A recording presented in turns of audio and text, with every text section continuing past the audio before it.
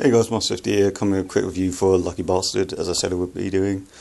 In my previous videos, which are 5 quick unboxings, so if you guys have any interest in those, check them out. But yeah, so, Lucky Bastard. Now, I was mainly drawn to this film from the title. The way I found out about this was basically I saw a trailer for it pop up in my subscription box, and it intrigued me, and I saw the trailer and it looked like it was going to be a piece of shit. So I thought, you know what, if I can, I'll watch this because I might be able to put it on my worst films of the year list if it comes out this year. And someone linked me to it, and no word of a lie guys, they linked me into this film on a porn site. Yep, someone found this film on a porn site, someone uploaded it illegally there, and since there's no other way of watching it, I thought, fuck it, I'll do it that way. And the reason that's ironic, guys, is because this whole film is actually about porn. It's about this fake site where, you know, you can send in like a video application saying you want to fuck a porn star on camera, and then they will let you. I guess is the idea of this.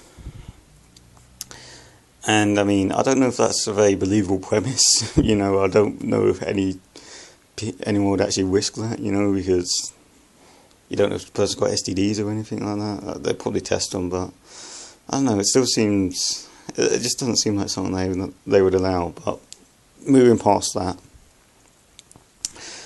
I don't know, that part of the story, I mean, I don't really know if that's a believable premise for me. If they actually do stuff like that in real life, then okay, I guess it is believable. But yeah, if anyone does know if they do that sort of thing in real life, let me know and I'll be able to, you know,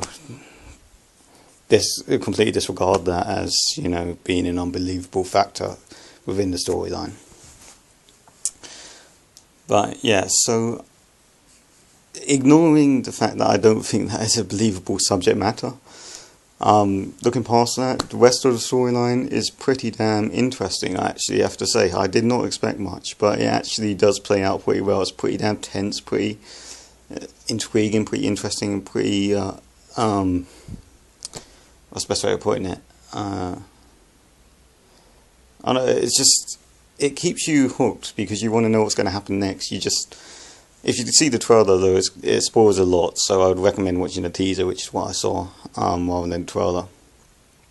Just a warning. But yeah, if you have not seen the full trailer, then the film is actually pretty interesting and just keeps your attention the whole way through, as you do not know what's going to happen. You have an idea, but you don't know. Up till the last half an hour. The last half an hour of this film is, for lack of a better word, shit. It's just, it just becomes a slasher film. The acting gets a hell of a lot worse, and the gore effects are fucking terrible. The blood and the gore effects are terrible. But up to that point, it is actually pretty damn interesting. I mean, the opening is the most disturbing part of the film. So yeah, because I believe that actually does happen. I'm not sure on the matter, but I believe that. I don't want to spoil it for anyone that has not seen this film, but I believe what the opening focuses around does actually exist. I've heard stories about it. So, yeah. Apart from that, there's another problem I had with the storyline. What was it?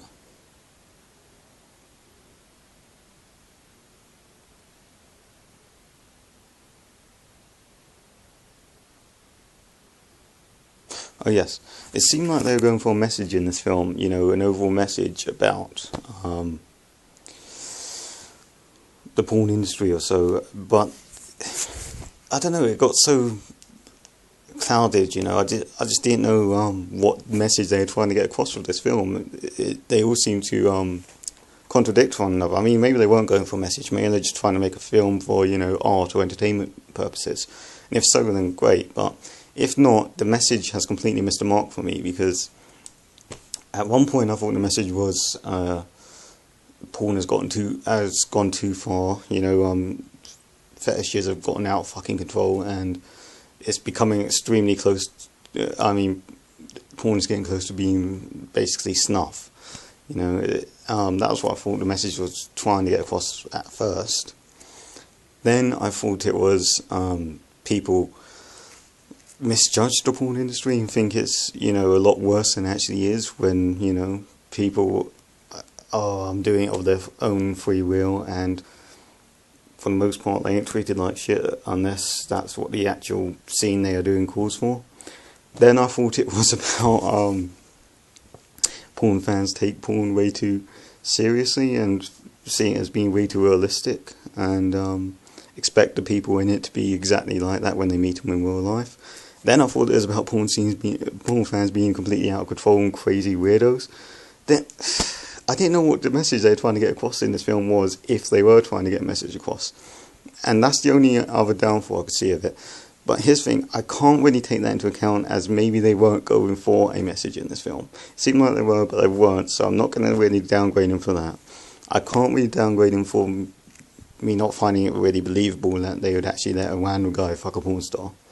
As they may actually do that, I don't know. I doubt they would, but I don't know. So it really just comes down to the last half an hour turn into a generic slasher with pretty bad acting and pretty bad gore. So based on that, I'll probably give the storyline, I'll give it a 7, because up to that point it was pretty damn tense and interesting. The characters in the film were pretty good. They could have been better. They could have had more, depth to them, especially the main guy. He just seemed like a creepy weirdo, and that worked to some degree because it kept him mysterious as a character, but at the same time you couldn't really feel any sympathy towards the guy, because he just seemed like a maniac that just went crazy at the slightest thing. The other characters, the main director of the film, in the film, just came across as a bit of an arsehole. He had his moments where you'd see, he's just more of there's more depth to him, but the majority of the time he just felt like an arsehole.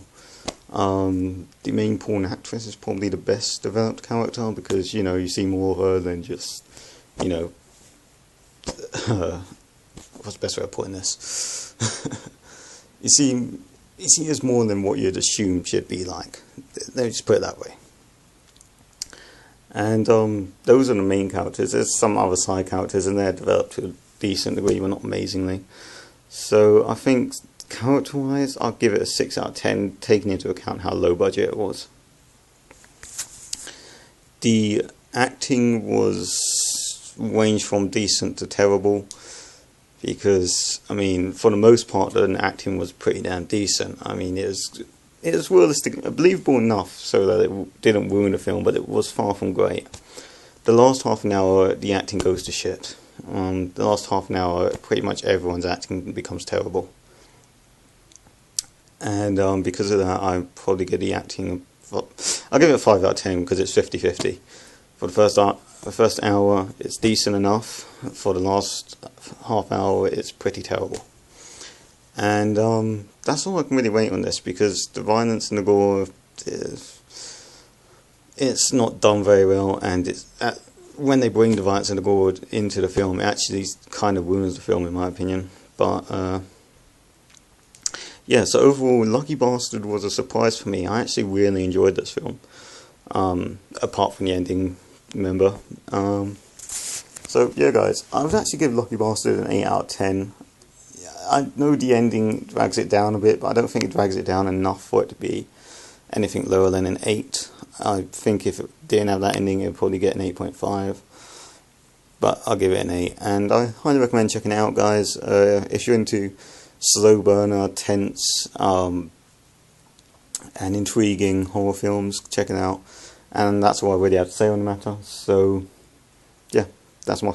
Oh yeah, also I should be having a gameplay and a reaction video coming up later for some horror game, if I can be asked to do that. But yeah, so that's Monster FD signing out.